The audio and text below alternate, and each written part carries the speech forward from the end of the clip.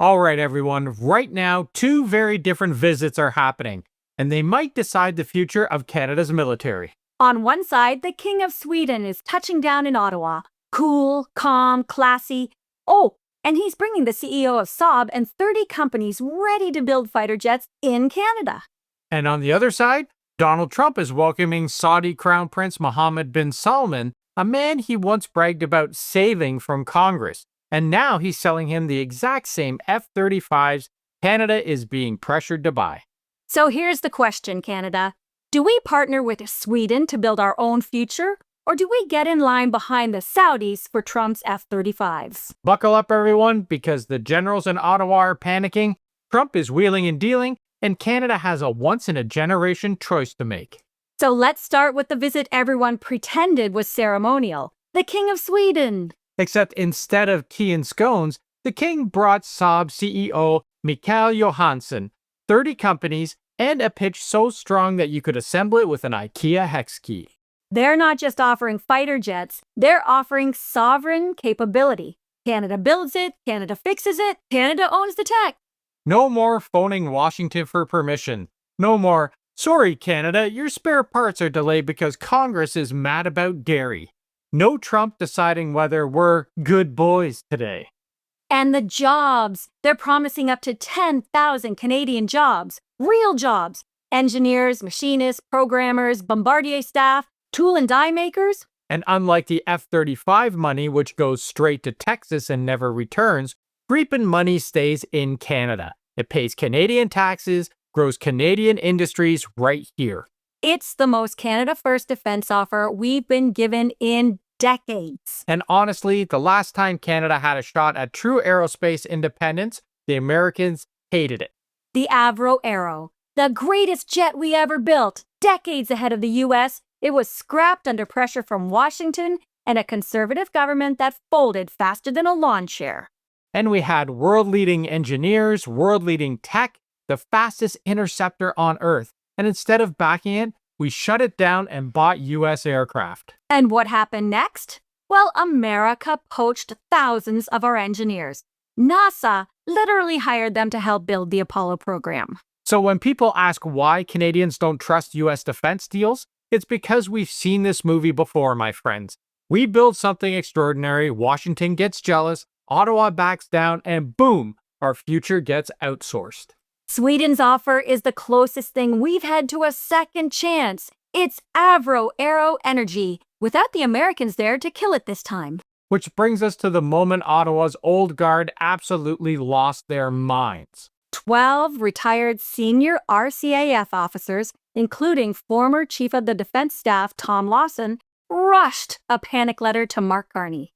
They basically said, Prime Minister, please, we beg you, the F-35 is the only choice. Signed, the guys who picked it in the first place. It's amazing. Decades of silence, and suddenly they're typing like teenagers trying to get a Taylor Swift presale code.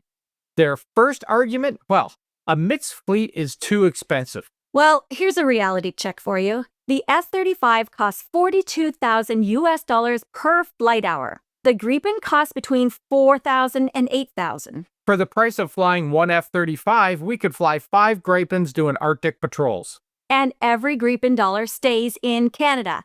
Every F-35 leaves Canada forever. So you tell me which one's actually more expensive. Their next argument? We need stealth for modern warfare. Well, stealth is amazing for invading foreign airspace, but Canada's job is defending the Arctic, keeping Russian bombers honest and American Republicans from wandering north by accident. And here's the part that they won't say out loud.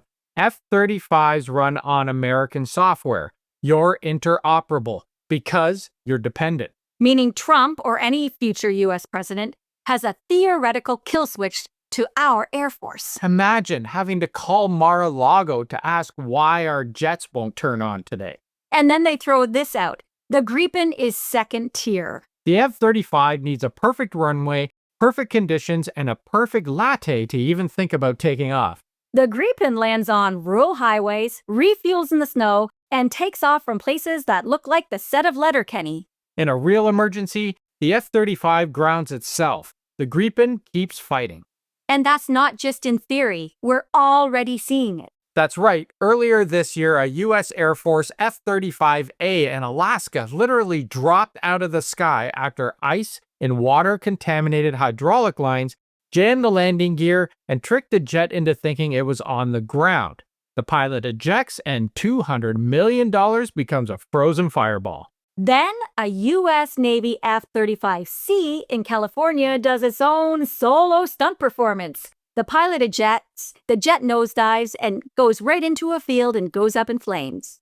These things are supposed to be the most advanced jets on Earth, but the second it gets cold or weird, they start acting like a Windows 95 update.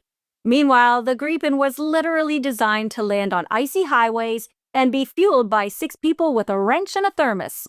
It doesn't need a climate-controlled hangar and a prayer just to survive in February. So, which one sounds like it was actually designed for use in Canada? And while these generals are panicking about Canadians building jets in Canada, Trump is selling the exact same F-35s to Saudi Crown Prince Mohammed bin Salman, the same prince the CIA concluded ordered the murder of journalist Jamal Khashoggi. the same prince who retaliated against Canada's human rights stance by expelling our ambassador and freezing trade and student visas because we dared to speak up. Yeah, that guy.